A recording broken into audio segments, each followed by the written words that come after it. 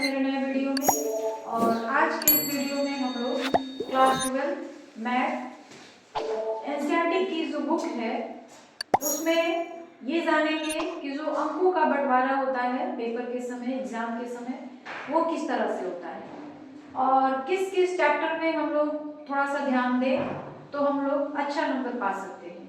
ठीक है, आज हम लोग इसी पर चर्चा करेंगे। तो चलिए स्टार्ट करते हैं। क्लास 12 की जो बुक है तो उसमें दो बुकें हैं, फर्स्ट पेपर और सेकंड पेपर।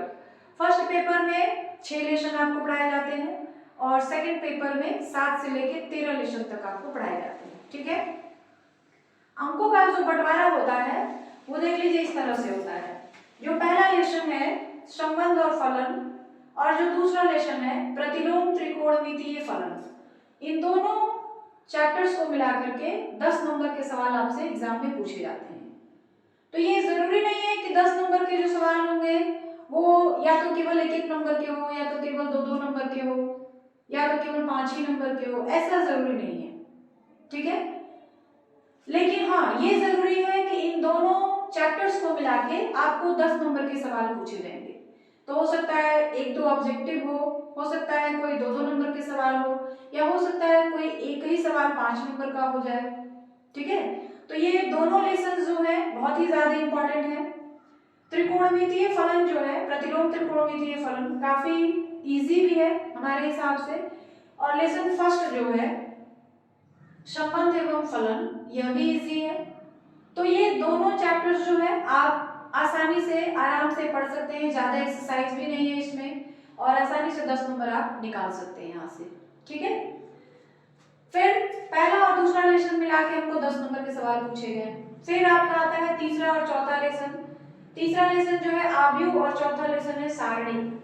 ये दोनों तो बहुत ही ज्यादा इंपॉर्टेंट चैप्टर हैं आपके लिए, क्योंकि इसमें जो है काफी आसान भी है, सवाल काफी आसान होते हैं। एक तरीका आपको पता है कि इस तरीके से इस आव्यूह को, इस सारणी को हल करना है। तो एक तो मेथड एक ही है इसमें सारे आव्यूह को, सारणी को हल करने के लिए, और एक ही मेथड से, एक ही फॉर्मूले से सारे सवाल लग जाते हैं। तो ये चैप्टर तो बहुत ही ज्यादा इंपॉर्टेंट है। इसमें जो कंफ्यूजन होता है ना बच्चों को, वो पहले लेसन में होता है संबंध और फलन में। ये दूसरा लेसन ठीक है, कोई दिक्कत नहीं होती है बच्चों को, लेकिन जो पहला लेसन है संबंध और फलन, वहां पे बच्चे कंफ्यूज हो जाते हैं। सारे सवाल एक ही तरह से रखते हैं लेकिन तरीके सबके अलग अलग होने लगते हैं, तो पहले लेसन में बच्चे कंफ्यूजन में रहते हैं। लेकिन फिर भी जरूरी ये है कि कुछ भी हो अब तो आपको पढ़ना है, करो और मरो वाली स्थिति आ गई है। ठीक है ना, तो इसलिए भाई पढ़ना है आपको, चाहे आपको समझ आए चाहे ना आए। अब तक आपने अगर नहीं पढ़ा तो आपके पास तमाम तरह की हेल्प बुक्स आ रही हैं, टारगेट, अवतार, विद्या क्वेश्चन बैंक, ये सारी चीजें आप इसको लेके पढ़िए। अब तो इसमें कोई गुंजाइश नहीं है कि मत पढ़िए, थोड़े दिन के बाद पढ़िएगा, जब मन करे तब पढ़िएगा। अब ऐसा कुछ नहीं है, अब तो आपको पढ़ना ही पढ़ना है, करो और मरो वाली स्थिति आ गई है। ठीक है, तो पहले लेसन में तो बच्चों को थोड़ा सा कंफ्यूजन रहता है, दूसरे लेसन में कोई कंफ्यूजन नहीं है। ठीक है ये, और तीसरा जो चौथा लेसन है ये तो बिल्कुल इजी है, एकदम इजी, कोई कंफ्यूजन नहीं, बस तरीके आपको पता है और आप सवाल हल करते जाइए। एक ही तरीका है हल करने का, उसी तरीके से सारे फॉर्मूले आसानी से बनते जाते हैं। ठीक है ना, तो इन दोनों लेसन को तो बिल्कुल ही नहीं छोड़ना है। इससे शॉर्ट क्वेश्चन भी आते हैं, लॉन्ग क्वेश्चन भी आते हैं। तो ये दोनों लेसन्स जो हैं, lesson number 3 and 4, most important हैं,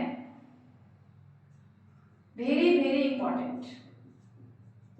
ये दोनों चैप्टर में इंपॉर्टेंट तो है ही, इसमें थोड़ी सी कंफ्यूजन रहती है, इसलिए हमने कहा कि अगर आप वहां से नहीं टच कर पाते हैं तो ये तो इजी है। ये दोनों चैप्टर बहुत ही ज्यादा सिंपल भी है, इंपॉर्टेंट भी है, सवाल इसे बच्चे कर भी लेते हैं। देखिए बेटा, हम लोग भी पढ़ के यहाँ तक पहुंचे हैं तो हम लोग को पता है कि कंफ्यूजन कहाँ पर होते हैं बच्चों को, क्योंकि जिस दौर में आप लोग गुजर रहे हैं उस दौर से हम लोग गुजर चुके हैं, तो हमको पता है कि कंफ्यूजन कहाँ पे आने वाली है। तो हमने पहले कहा कि लेसन नंबर फर्स्ट जो है उसमें कंफ्यूजन आता है, फिर ये 2 और 3 और 4 लेसन जो है इसमें तो कंफ्यूजन बिल्कुल नहीं होना चाहिए। एकदम कंफ्यूजन नहीं होना चाहिए और इन दोनों लेसन्स की तैयारी बिल्कुल अच्छे से होनी चाहिए, क्योंकि नंबर यहीं से उठेंगे आपके। एक ही फॉर्मूला है, किस तरह से हल करना है सारणिक को, अवयव को, उसी पे सारे सवाल बनते जाते हैं। तो इन दोनों लेसन को तो बिल्कुल ही पढ़ना है। उसके बाद इसको हम लोग कहते हैं कलन। कलन से 44 नंबर के सवाल पूछे जाते हैं, ठीक है।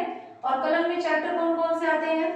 4 यहाँ पे हो गया, चैप्टर नंबर 5 सामतत्व तथा अवकलनीयता, 6 अवकलनों का अनुप्रयोग, 7 समाकलन और 8 समाकलनों के अनुप्रयोग, ई अवकल समीकरण। ये तो बिल्कुल ही नहीं छोड़ना है। अगर आप सारे चैप्टर को छोड़ दीजिए, मतलब आपके बुक में 13 चैप्टर है, सारे को आप नहीं पढ़ते हैं, केवल ये 5 लेसन आप पढ़ जाते हैं, तो पासिंग मार्क्स तो यहीं से आ जाएंगे आपके 44 नंबर, ठीक है। लेकिन इतना आसान नहीं है। कलन जो है इसमें बहुत सारे ऐसे सवाल हैं जो बच्चों को नहीं समझ आते हैं। हालांकि समाकलन और अवकलन है, लेकिन बहुत सारे डिफिकल्ट प्रश्न भी होते हैं इसमें, ठीक है। लेकिन पढ़ना तो है। कुछ इसमें जो चैप्टर है काफी इजी भी है, बस आपको समाकलन और अवकलन आना चाहिए। तो ये तो मोस्ट इंपॉर्टेंट है, इसको तो बिल्कुल ही करके लाना है। उसके बाद है 10वां लेसन सदिश बीजगणित और 11वां लेसन त्रिविम ज्यामिति का परिचय। सदिश बीजगणित और त्रिविम ज्यामिति का परिचय जो है, इन दोनों लेसन को मिला करके 18 नंबर के प्रश्न पूछे जाते हैं आपके पेपर में, ठीक है। तो इन दोनों को भी करना ही है। ये वाला चैप्टर तो बहुत इजी है, सदिश बीजगणित जो है बहुत इजी है, उससे बच्चे आप अगर अच्छे से उसको पढ़ लेते हैं तो नंबर मिलते हैं वहां पे। फिर त्रिविम ज्यामिति का परिचय, ये भी इजी है। और सबसे जरूरी बात 12वां लेसन जो है रैखिक प्रोग्रामन, सबसे इंपॉर्टेंट चैप्टर है ये। यहां से आप 5 नंबर पा ही सकते हैं, एकदम कोई कटने का चांस नहीं। इसलिए कि न्यू बुक के हिसाब से, जो न्यू एनसीईआरटी की बुक है उसमें एक ही एक्सरसाइज दिया गया है, एक्सरसाइज नंबर 12.1। जो पुरानी बुकें हैं उसमें 12.2, 3, 4 ये सब दी गई हैं, लेकिन न्यू बुक से ही आपको पढ़ना है, ठीक है। और उसमें एक ही चैप्टर है रैखिक प्रोग्रामन 12.1। उसमें हमारे हिसाब से 10 या 12 सवाल हैं। अगर वो 10 और 12 सवाल आप बिल्कुल हल कर लेते हैं तो 5 नंबर आपके फिक्स हैं।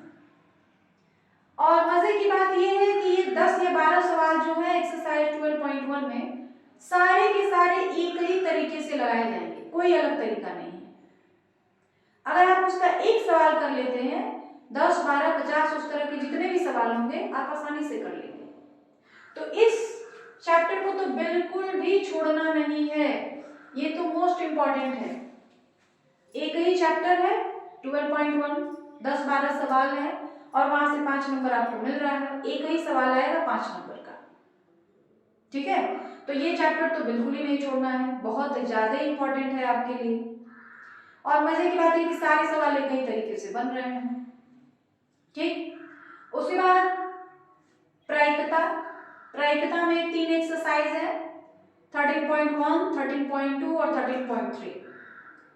कंफ्यूजन वाला चैप्टर तो है, लेकिन कोई भी सवाल हो आसानी से बन जाता है, ठीक है। इसमें 3 ही फॉर्मूले आपको याद होने चाहिए, एक स्वतंत्र प्रायिकता के लिए, प्राश्रित प्रायिकता के लिए, और एक जो है E/F या F/E निकालने के लिए। ये 3 फॉर्मूले आप याद कर लेंगे, आपका तीनों एक्सरसाइज आराम से हो जाएगा। तो इस चैप्टर को भी छोड़ना नहीं है, क्योंकि यहाँ से आपके 8 नंबर के सवाल बन रहे हैं। तो ये दोनों चैप्टर तो बिल्कुल छोटे छोटे, ये तो एक ही एक्सरसाइज, इसमें 3 एक्सरसाइज है और तीनों इजी है। ये दोनों तो आपको 8, 5, 13 नंबर तो आपका फिक्स हो गया। फिर कहा जाए तो यहाँ से 15 नंबर फिक्स हो गया, क्योंकि ये चैप्टर जो दोनों हैं इजी भी हैं और बच्चे समझ भी जाते हैं आसानी से।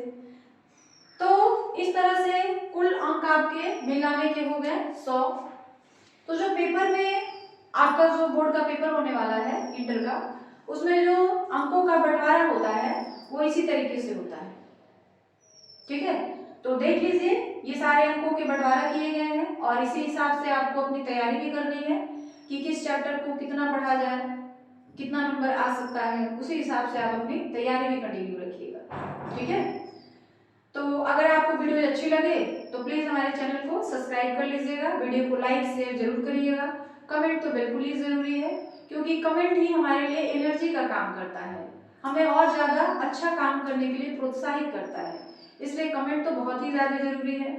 फिर भी अगर हम लोग तो पूरी कोशिश करते हैं अच्छा देने की, लेकिन फिर भी कोई इंसान परफेक्ट नहीं होता है, कुछ ना कुछ कमी रह जाती है।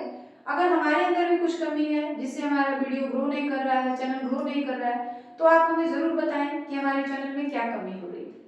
ठीक है।